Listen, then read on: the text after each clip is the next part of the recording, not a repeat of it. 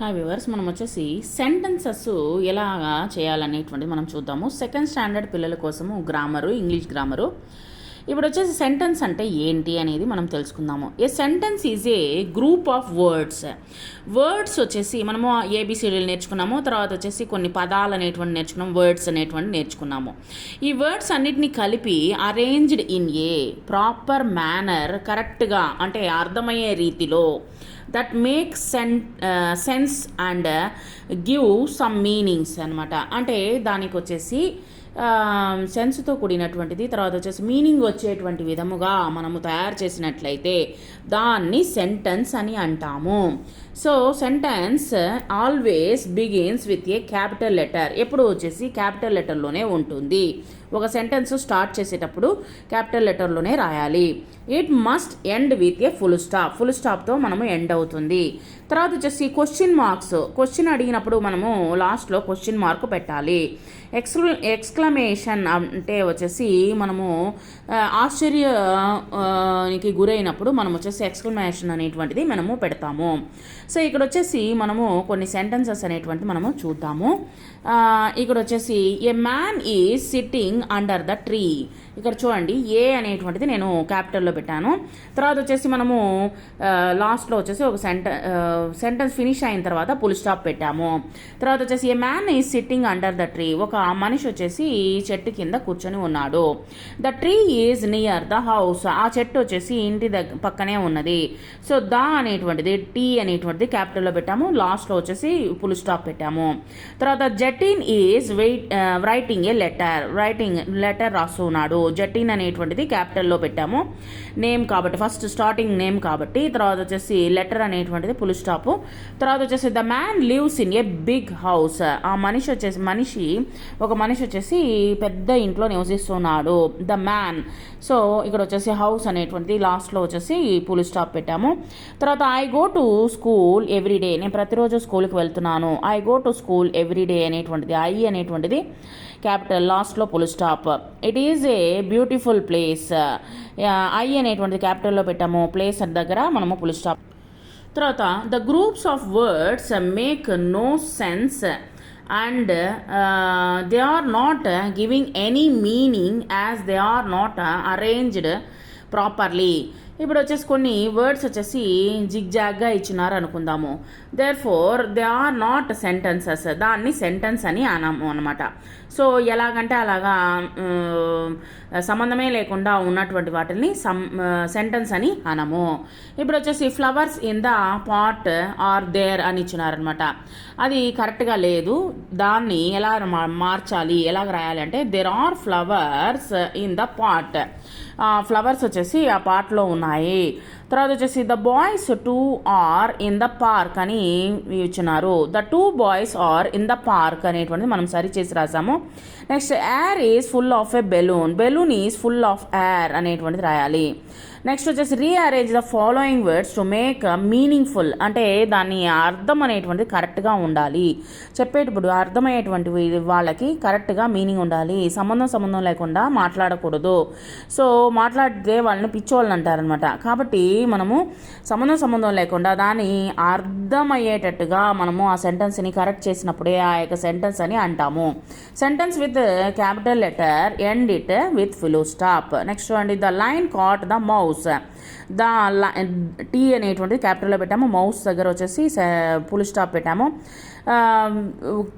సింహం వచ్చేసి ఎలుకని పట్టుకుంది. నెక్స్ట్ వచ్చేసి I get up at 6 o'clock. I అనేటువంటి క్యాపిటల్, క్లాక్ పక్కన full stop. Do not play with fire. తర్వాత వచ్చేసి డీ దగ్గర వచ్చేసి క్యాపిటల్, తర్వాత వచ్చేసి ఫైర్ దగ్గర ఫుల్ స్టాప్.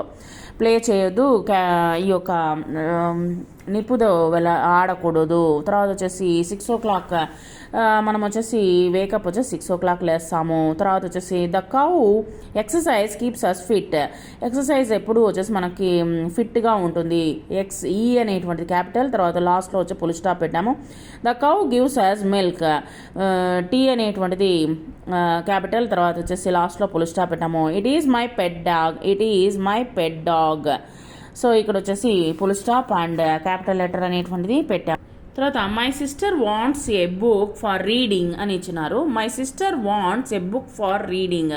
ఇక్కడ వచ్చేసి క్యాపిటల్ లెటర్ తర్వాత వచ్చేసి స్మాల్ లెటర్ అనేటువంటిది మనము క్యాపిటల్ లెటర్కి తర్వాత వచ్చేసి ఫుల్ స్టాప్ అనేటువంటి పెట్టాము.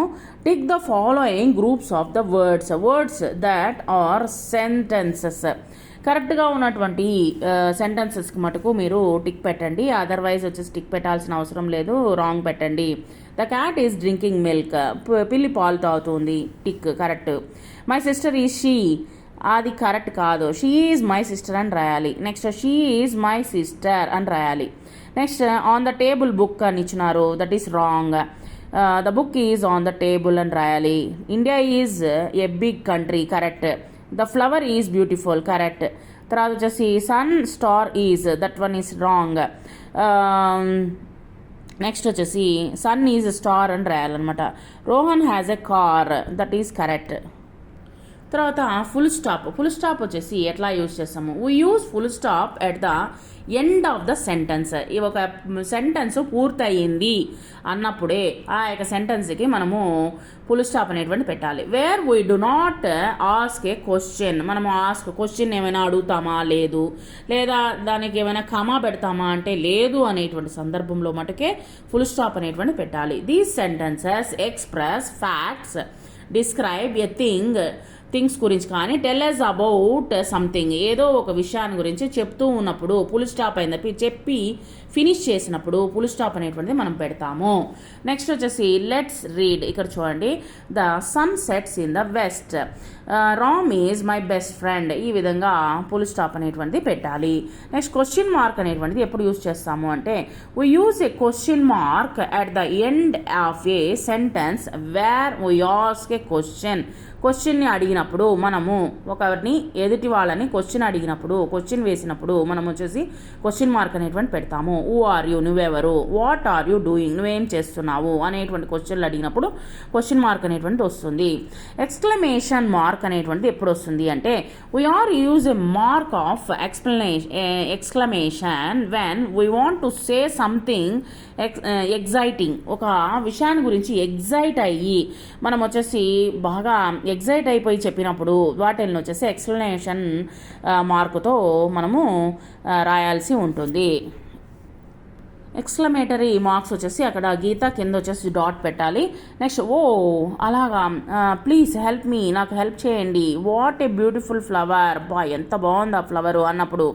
సో మనం ఎక్స్ప్రెస్ చేసినప్పుడు మన యొక్క భావాలను ఎక్స్ప్రెస్ చేసినప్పుడు ఎగ్జైట్మెంట్తో ఎక్స్ప్రెస్ చేసినప్పుడు మనం ఎక్స్ప్లెనేషన్ మార్క్ అనేటువంటి పెట్టాలి.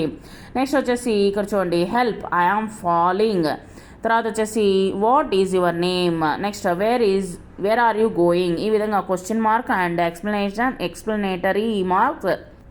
తర్వాత వచ్చేసి హ్యావ్ కైట్ ఏ బ్లూ అని ఇచ్చినారు, కాదు, అది కరెక్ట్ చేసి రాయండి. Rearrange the words, make the new sentences. I have a blue kite. Love pet my dog, I love my pet dog. Likes eat Raju ice cream, Raju like to eat an ice cream. తర్వాత వచ్చేసి cow a grass eats, a cow eats grass.